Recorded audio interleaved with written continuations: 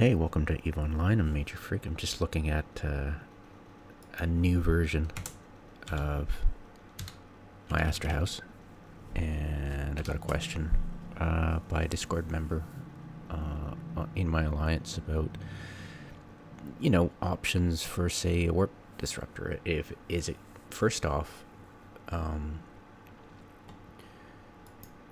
he's a pilot who's theory crafted and imagined a frigate that'll land lots of target painters on the primary, and that takes the load off the Astrahus, right? So yeah, it definitely could happen.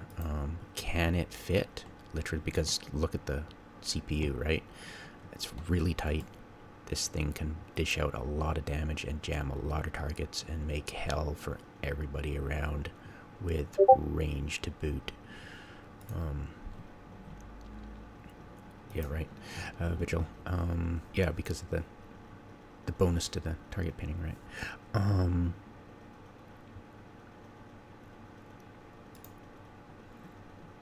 So can we do it? Weapon disruptor. 300, and yep, you can have a tech 2. Do that. How about sensor dampener? Just if you're okay. So they're using the same one. Now, of course, we can't do ECM because we're just way out of that, and engineering batteries are way out. No, I'm fairly sure you can't use these in high second. Besides, they're way out too. Stasis webifiers and the warp disruptors will not do because they have a cooldown, and they're useless except for griefing purposes, basically.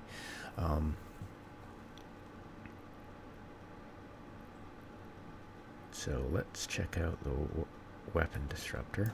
That there.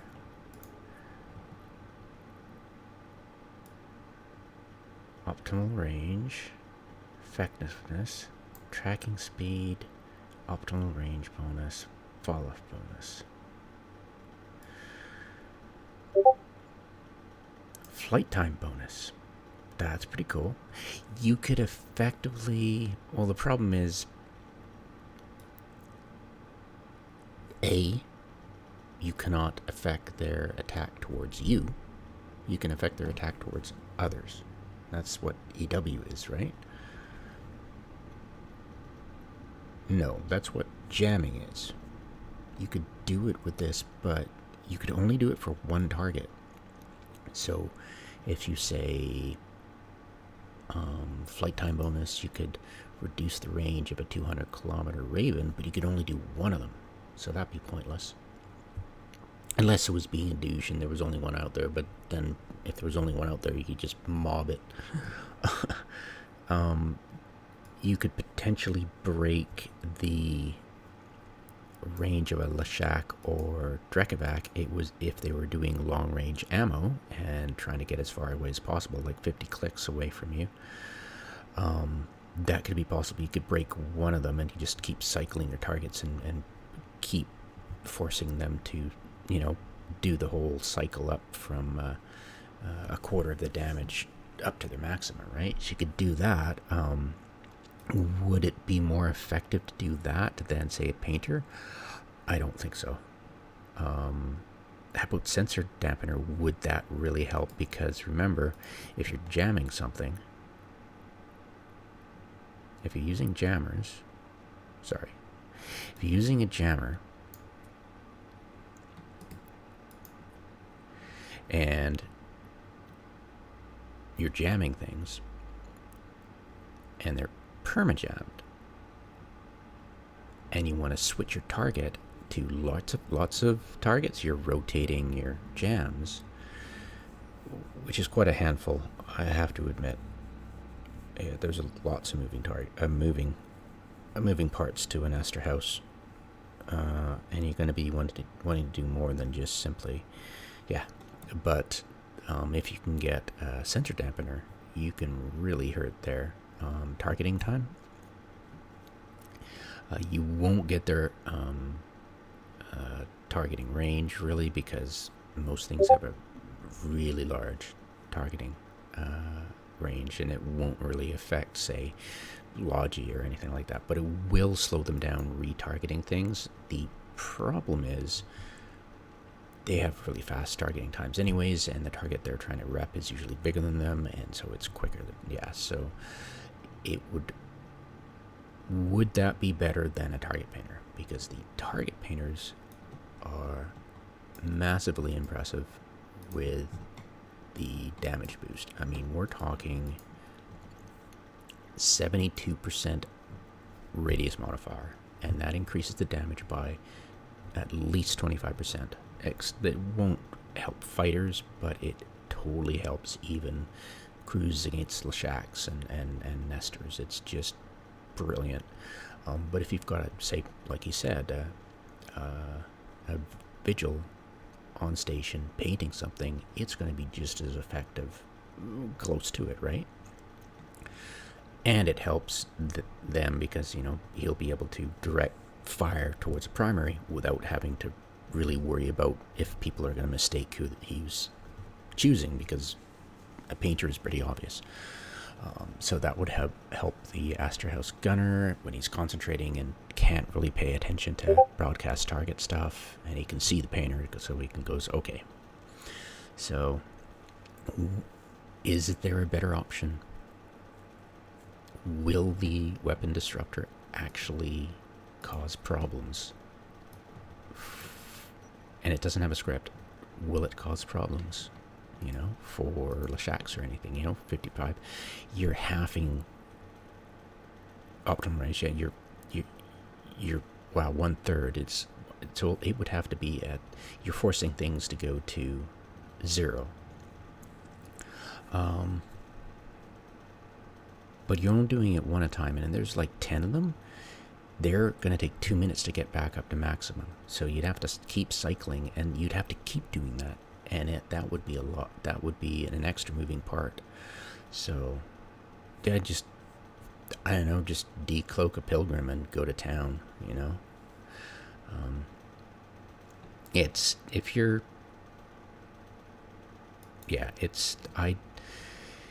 a hard choice, really. Would you cause issues for things? Not really. I mean, you're so big. If you're trying to protect something, say, if you were, say, to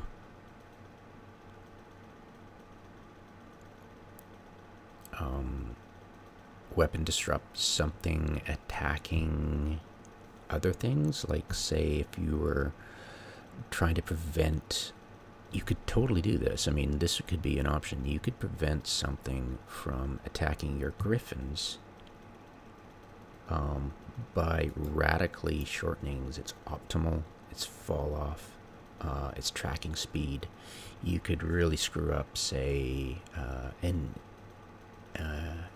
Icky Tirsa from ganking your stuff at long range. It would have to get way closer to your target, and that would mean you'll be able to get fighters on top of it. The problem is that your painter can't always be on field, and having a guaranteed painter, your own, I don't know, but it would not really affect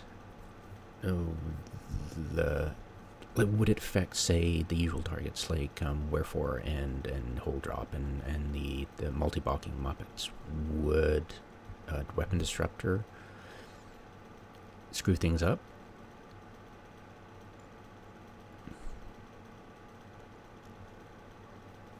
Compared to a painter?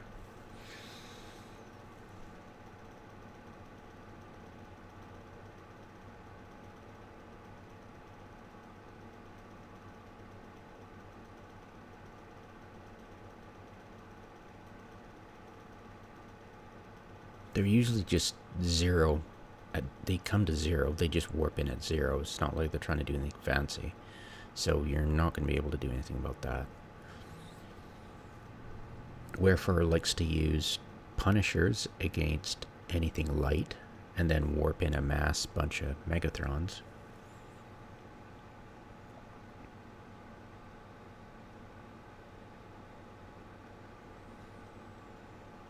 targeting range on Punishers and stuff like that is not good, you could be better off using a remote sensor dampener, and that would really screw things up for them.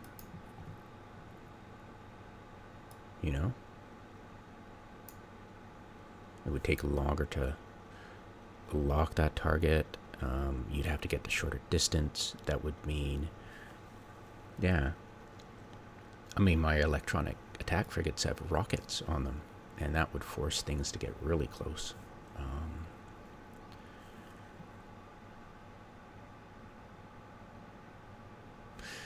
It would definitely help protect the frigates. This definitely would help protect frigates.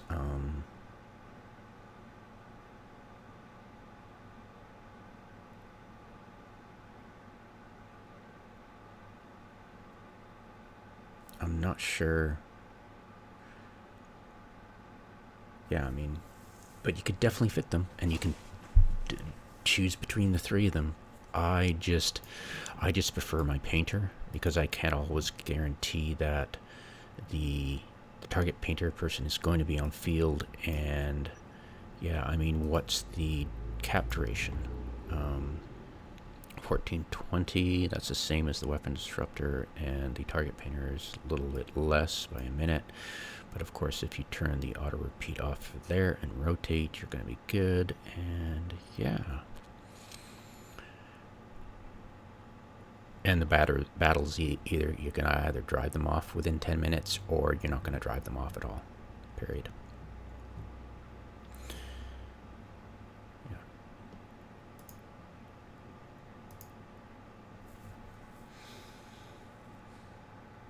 And since we're here, let's show the different. So say we're not using fighters. Let's get rid of that. And then this is what the heavy will do, and this is what the light will do. Okay. Yeah, the cruise really does a lot of damage, and the target painter really helps. The target painter also helps with heavy missiles against Drekovacs, absolutely, and even makes heavy missiles useful against Guardians. I would not recommend attacking Guardians at all, and focus on the battleship, because, of course, as you can see, the DPS against a battleship with the target painter is massive. And yeah, and we've got all this damage mods, and this is what, Tech 2? Yeah, Tech 2. These are Tech 1 though, but it's just a massive amount of damage. And with jammers on field, this would be, of course, Gravimetric to take care of the Nestors or the Anirses, and of course your Griffins would come in and jam their choice, you know, jam the Leshaks mainly, you know. If the Leshaks were on the field and Drekovacs were on the field, have the Griffins jam those. They have really small, they can't rep that far, and if you've got a bumper in with the Leshaks and just sending a Leshak flying, if you're jamming, say, all the Leshaks, it causes problems. And if you're bumping, that really causes problems, especially for if you're, say, jamming the Nestors or jamming the Guardians, and they don't have enough Guardians, and you send a Leshak flying, and it's depending on its bros to keep it alive, yeah, it's dead. And then they'll just flee, because why would they just want to stand there and take? They're gonna die.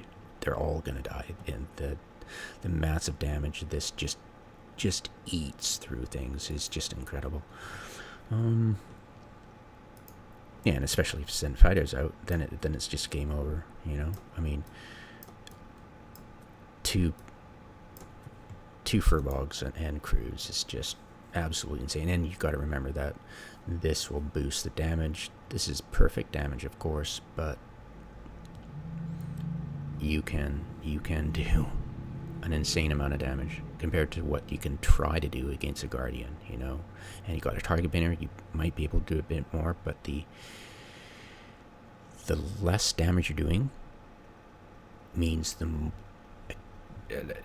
exponentially more that the Logi is helping out, because it's, they can rep more than you can, if you're doing damaging a little bit and it's only got a thin tank, but you're allowing the Logi to be more effective, it's making the Logi least effective as possible. Because that's how people survive attacking fit Astrahouses. Yeah, and the painter is key to that, and being able to have a painter on field is great, but what if you don't, and you refit this with something else? You're screwed, because a third of your damage is just completely gone, and that's a big deal.